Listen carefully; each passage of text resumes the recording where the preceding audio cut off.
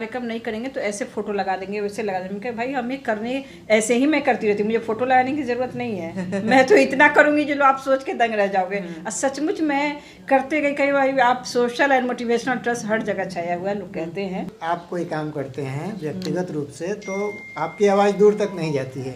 अगर आप एक संगठन के रूप में काम करते हैं तो आप संगठित होकर उसी काम को और बेहतर तरीके से कर सकते हैं। तो हमारी संस्था में एक ये भी गुण है जो हमेशा अपने संस्कृति, सभ्यता और परंपरा को लेकर चलती है, चाहे वो पर्व त्यौहार हो या बड़े बुजुर्गों को किस तरह से सेवा करना हो।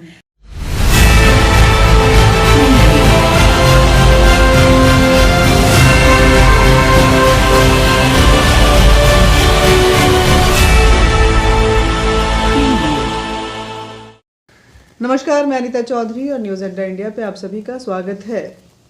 मैं राजनीतिक मुद्दों को लेकर के कई बार आपके सामने हर दिन आती हूँ और ठोक के बोलती हूँ, लेकिन समाज का अपना एक महत्व होता है और सामाजिक कार्य उसमें अहम योगदान रखता है। कई संस्थाएं ऐसा काम करती हैं। ऐसी ही एक संस्था है जिसका नाम है सोशल एंड मोटिवेशनल ट्रस्ट।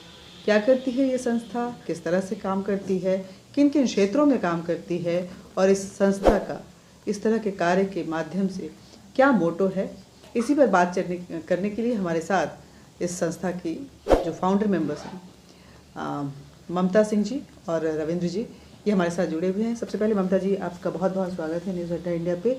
ममता जी से सवाल पूछूंगी कि बहुत बहुत धन्यवाद। बहुत बहुत धन्यवाद आपका भी। रविंद्र जी, बहुत बहुत स्वागत है न्यूज़ अड्डा इंडिया पे। ये पूछना चाहूँगी कि नाम जैसा समझ में आ रहा है, सोशल एंड मोटिवेशनल, तो सोशल मोटिवेशनल कितना सोशल, कितना मोटिवेशनल, किन किन माध्यम से मोटिवेशनल और सोसाइटी के किन किन वर्गों में सोशल? बिल्कुल बिल्कुल। सोशल एंड मोटिवेशनल ट्रस्ट हमारा स्वयंसेवी संस्था है और जो साहित्य, संस्कृति, कला, समाज सेवा सभी को लेकर चलती है, जन चेतना को लेकर चलती है।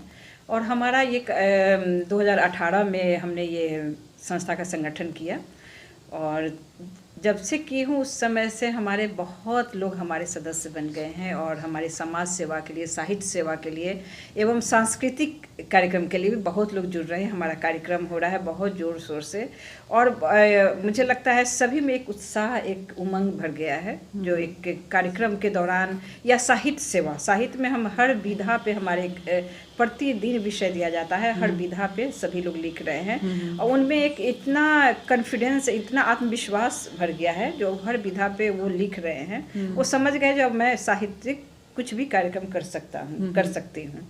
तो इस तरह से हमारे और हम बहुत ऐसे महान साहित्यकार, वरिष्ठ साहित्यकार भी हैं जो कोई विधा उन्हें नहीं पता है, लेकिन हमारी संस्था से जुड़ते हैं। कहते अरे मैं तो इतना दिन से लिख रहा हूँ लेकिन ये विधा मैं जानता ही नहीं हूँ। कल ही एक फ़ोन आया, बेंगलोर से हैं राम स्वरूप जी जो आर्मी के हैं, सूबेदार जी।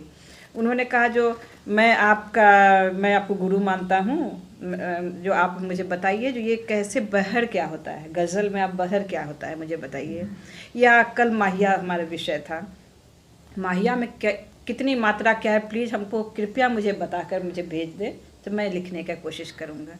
हम कहे आप तो बहुत अच्छे से लेते, मैं 7वें क्लास से लिख रहा हूँ और मैं 4 साल से मैं लिख रही हूँ, तो मैं आपकी गुरु नहीं हो सकती, लेकिन हाँ मैं बता रही हूँ। हो सकता है आप इससे अवगत नहीं है लेकिन मैं आपको बता रही हूँ। तो इस तरह से उन्हें मैं ये बहर के बारे में उनको दी जानकारी। और इस तरह के कई उदाहरण हैं, रोज कुछ न कुछ इस तरह की बातें होती हैं। देखिए, लिखता तो हर कोई है, लेकिन उस लेखक को अपना एक प्लेटफॉर्म मिले, इसके लिए सोशल एंड मोटिवेशनल है। आपको एक प्लेटफॉर्म देता है जिससे आपके अंदर और मोटिवेशन आता है कि आप अपनी लेखनी को और कितना धार दे सकते हैं और किस तरह से अलग अलग विषयों पर अलग अलग विधाओं के साथ जो नहीं जानते हैं उसको सीखिए और जो जानते हैं उसमें और तेज़ धार देते हुए अपनी लेखनी को और दुरुस्त कीजिए। इसके लिए सोशल एंड मोटिवेशनल जो है वो काम कर रहा है। प्रेरणा कहाँ से मिली रविंद्र जी? एक्चुअली हम लोग शुरू से ही कुछ न कुछ लेखन कार्य करते हैं और कुछ सामाजिक कार्यों में भी हमारी भागीदारी होती थी, लेकिन हमारे कुछ शुभचिंतकों ने जब हम लोग पश्चिम दिल्ली में रहते थे, रमेश नगर में, उन लोगों ने कहा कि भाई इंडिविजुअल आप कोई काम करते हैं व्यक्तिगत रूप से तो आपकी आवाज़ दूर तक नहीं जाती है। अगर आप एक संगठन के रूप में काम करते हैं तो आप संगठित होकर उसी काम को और बेहतर तरीके से कर सकते हैं। तो इस विचार के बाद हम लोगों ने सोचा कि चलो एक संस्था को हम लोग स्थापित करें और उसी का परिणाम है सोशल एंड मोटिवेशनल ट्रस्ट। तो अभी तक कितने कार्यक्रम कर चुके हैं?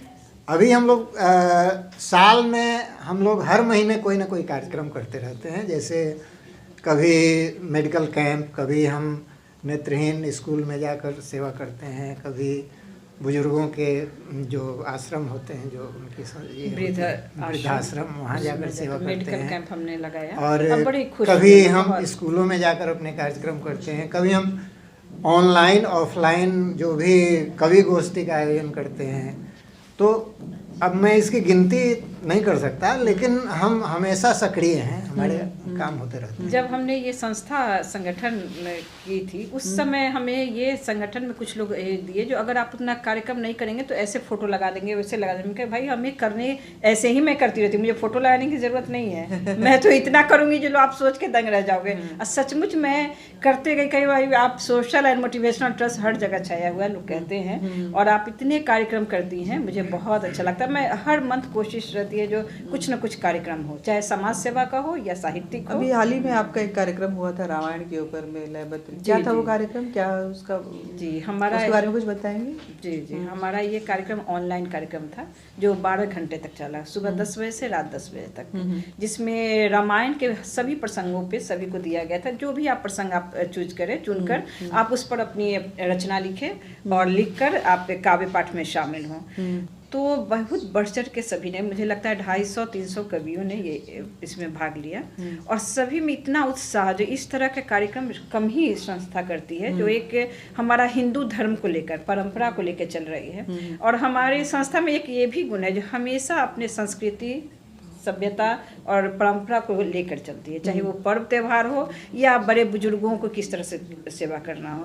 तो उस समय जब हमारा ये कार्यक्रम हुआ तो आप समझिए 250-300 के घरों में, सभी के घरों में रामायण खुल गए थे। रामायण खोलने का एक मौका मिला, रामचरितमानस खोलने का एक मौका मिला। आजकल के लोग कब रामायण पढ़ पाते हैं, समय नहीं है किसी के पास, लेकिन जब ये कार्यक्रम हुआ तो सभी ने रामायण खोला और सभी उस प्रसंग लिखा। सभी ने ये कहा भी, जो आपकी वजह से मैं रामायण खोली, देखी, प्रसंग पर लिखी, बहुत अच्छा लगा।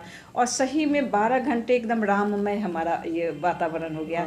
हमारे बड़े साहित्यकार लोग कहे जो आपको, मुझे बहुत वो लोग बधाई और शुभकामनाएं दी। इस तरह का कार्यक्रम कोई संस्था नहीं करती है। और उस सभी की रचनाओं को मैं एक पुस्तक में परिवर्तित कर रही हूँ, राम गाथा काव्य संग्रह, जो हम अप्रैल में हम लोग इसको विमोचन भी करेंगे। वाह, जो बहुत हमारे इसी लिए तरह से पिछली बार जो हमारा अभी इस जो ये पुस्तक आने वाली है उसका विमोचन हम अपने वार्षिक कार्यक्रम में करने जा रहे हैं अप्रैल। इसी तरह से पिछली बार भी हमने 12 घंटे का एक कार्यक्रम किया वीर गाथा के नाम से। अमृत महोत्सव के दरमियान हम लोगों ने ये कार्यक्रम किया था।